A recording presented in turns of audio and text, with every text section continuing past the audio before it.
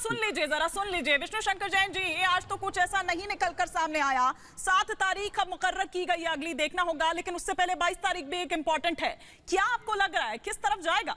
क्या लग रहा है कि कहां जा रहा है आगे? देखिए देखिए अल्टीमेटली मैं आपके माध्यम से यही कहना चाहता हूं कि इस तरह के सेंसिटिव मैटर्स में जो आज सुप्रीम कोर्ट में हियरिंग हुई, सुप्रीम कोर्ट ने यही कहा कि हम इस मैटर को डीपली एग्जामिन करेंगे। एक डीपर एग्जामिनेशन की जरूरत है और सारे पक्षों को सुनने के बाद हम फाइनल ऑर्डर पास करेंगे। आज का जो रोक लगी है उसको इस तरह से लिया जा रहा है कि कोई बहुत बड़ी विक्ट्री है, कोई बहुत बड़ी हार है। मैं सिर्फ इतना कहना चाहता हूं, ये एक प्रिलिमिनरी स्टेज है। जब भी सुप्रीम कोर्ट में इस तरह के सेंसिटिव मैटर आते हैं, सबसे पहले सुप्रीम कोर्ट यही करती है कि उस पर रोक लगा के पूरा मैटर फाइनली सुनती है और उसके बाद अपना ऑर्डर पास करती है। तो वही चीज आज यहाँ पे हुई है। हाई कोर्ट का ऑर्डर इस समय प्राइमा फेसाई हम लोगों के सामने है, जिसमें हाई कोर्ट ने एएसआई की रिपोर्ट के बाद साइंटिफिक इन्वेस्टिगेशन का ऑर्डर किया था। और साथ ही साथ अब मुस्लिम पक्ष सुप्रीम कोर्ट आया है। कोई पक्ष ये ना कहे कि हमारी पूरी बात सुनी नहीं गई, किसी तरह का आरोप प्रत्यारोप ना हो।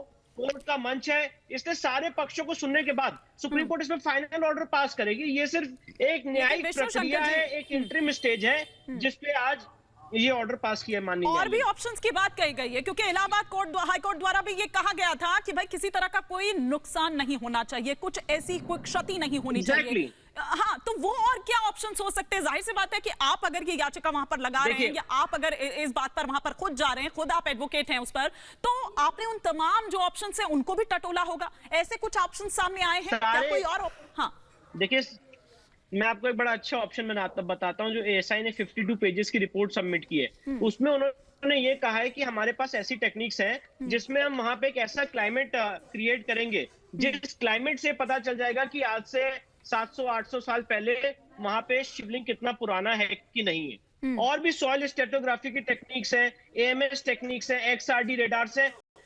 बहुत सारे मीडियम सजेस्ट किए हैं एएसआई ने। आईआईटी रुड़की, आईआईटी कानपुर और बीएसआईपी लखनऊ और भी एटॉमिक एनर्जी की यूनिवर्सिटीज है, उन्होंने भी अपने साइंटिस्ट ने रिपोर्ट सबमिट की है इस पक्ष में कि शिवलिंग को बिना डैमेज किए हुए, बिना क्षति पहुंचाए हुए ये बताया जा सकता है कि इसकी आयु क्या है और इसका क्या स्वरूप है। मैं इस बात को दोबारा आपके चैनल के माध्यम से बहुत जिम्मेदारी से मतलब बोलना चाहता हूं कि कार्बन डेटिंग की मांग नहीं थी।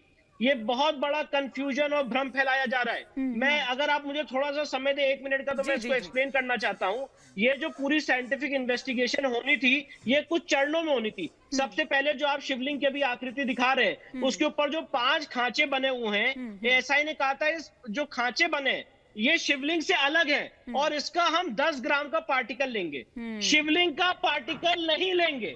एएसआई ने बहुत ही क्लियर कहा था, शिवलिंग का पार्टिकल नहीं लेंगे और शिवलिंग की डायरेक्ट डेटिंग नहीं करेंगे, क्योंकि डायरेक्ट डेटिंग के लिए पार्टिकल लेना पड़ता है। नॉन डिस्ट्रक्टिव मेथड से रिलेटिव डेटिंग करेंगे। कार्बन डेटिंग वर्ड भी नहीं यूज था। नॉन डिस्ट्रक्टिव मेथड मतलब बिना पार्टिकल लिए और भी जो टेक्निक्स मैंने आपको भी एक्सप्लेन की उसके माध्यम से इसकी डेटिंग करेंगे। तीसरी बात, ग्राउंड पेनिट्रेटिंग रेडार के जरिए इसकी हम सर्वेक्षण करेंगे। अब मैं यहाँ पे सवाल पूछना चाहता हूँ बहुत ही जिम्मेदारी से। ग्राउंड पेनिट्रेशन रेडार तो एक रेडार टेक्निक है, इससे तो किसी भी तरह का कोई डैमेज नहीं हो सकता है। और चौथी बात, अगर ग्राउंड पेनिट्रेटिंग रेडार के बाद इसके नीचे इसका अर्घा मिलता है, मेरी बात को इसको अप्रिशिएट करिएगा जरा, अगर ग्राउंड पेनिट्रेटिंग रेडार के बाद नीचे इसमें और चीजें मिलती हैं, तो वहां पे देखेंगे कि किस चीज की कार्बन डेटिंग हो सकती है कि नहीं हो सकती। इस पूरी प्रक्रिया को जो मैंने आपके सामने आज एक्सप्लेन किया, इसको एक कंफ्यूजन फैलाया गया कि शिवलिंग की कार्बन डेटिंग की मांग हो रही है और शिवलिंग डिस्ट्रॉय हो जाएगा। एक्सपर्ट्स में मतभेद हो गया। पर मैं यही बात आपके सामने से बताना चाहता हूं कि जो एएसआई ने चरणों में इस इन्वेस्टिगेशन को करने की बात कही है, उसमें एएसआई ने सुप्रीम कोर्ट के और हाई कोर्ट के ऑर्डर को अपने जहन में रख के ये रिपोर्ट दी है कि शिवलिंग को डैमेज नहीं करेंगे, क्षति नहीं पहुंचाएंगे और उसके उम्र का पता लगा के हम दे सकते हैं। हमारे पास ऐसी मॉडर्न टेक्निक्स है। तो अब ये बात आगे सुप्रीम कोर्ट में एग्जामिन की जाएगी और डीपली एग्जामिन की जाएगी और हम बहुत खुश है कि इस मामले में अल्टीमेट फैसला सुप्रीम कोर्ट से आए। कोई प्रॉब्लम नहीं है, we are not in a hurry. But point in issue is this कि मुझे वहां पे मैं आपके चैनल के माध्यम से और आप सब लोगों को इतना बताना चाहता हूं कि जब आप शिवलिंग की बात करते हैं तो कोर्ट ने शिवलिंग की साइंटिफिक जांच का ऑर्डर दिया था, ना कि कार्बन डेटिंग का। कार्बन डेटिंग लास्ट स्टेज है, जब डिगिंग होगी, जो आप अभी एरिया दिखा रहे हैं अपने स्क्रीन पे, जब इस एरिया में डिगिंग होगी, और वो डिगिंग भी कब होगी, जब जीपीआर सर्वे होगा, और जीपीआर सर्वे ये कहेगा कि यहाँ पे नीचे चीजें मिल रही हैं, तब डिगिंग होगी। और उसमें जो चीजें मिलेंगी उसकी कार्बन डेटिंग हो सकती कि नहीं हो सकती है, उस पे एएसआई फिर है उसको विश्लेषण करेगी। तो विष्णु शंकर जैन जी, एक आखिरी सवाल मैं आपसे जानना चाह रही हूँ कि 7 अगस्त को क्या देखें, 7 अगस्त को क्या रहने वाला है? देखिए 7 अगस्त को सुप्रीम कोर्ट इस मैटर को सुनेगा, हम भी अपना जवाब सुप्रीम कोर्ट के सामने दाखिल करेंगे। आज भी मैंने अपना पक्ष सुप्रीम कोर्ट के सामने रखा था, तो सुप्रीम कोर्ट ने यही कहा कि हम एएसआई को सुनने के बाद, सारे पक्षों को सुनने के बाद इसमें ऑर्डर पास करेंगे। मैं ये भी बताना चाहता हूँ, आज सुप्रीम कोर्ट का लास्ट वर्किंग डे था। हाँ। कल से सुप्रीम कोर्ट वेकेशन के लिए जा रही है, तो उन्होंने यही कहा कि इस मैटर को मतलब सारे पक्षों को सुनने के बाद हम फाइनल ऑर्डर पास करेंगे, और तब तक के लिए हाईकोर्ट के ऑर्डर पे उन्होंने रोक लगाई है कि उसके बाद जब हम एक बार फाइनल डिसाइड कर लेंगे तब मैटर आगे प्रोसीड करेंगे। बहुत शुक्रिया विष्णु शंकर जैन जी हमारे साथ जुड़ने के लिए।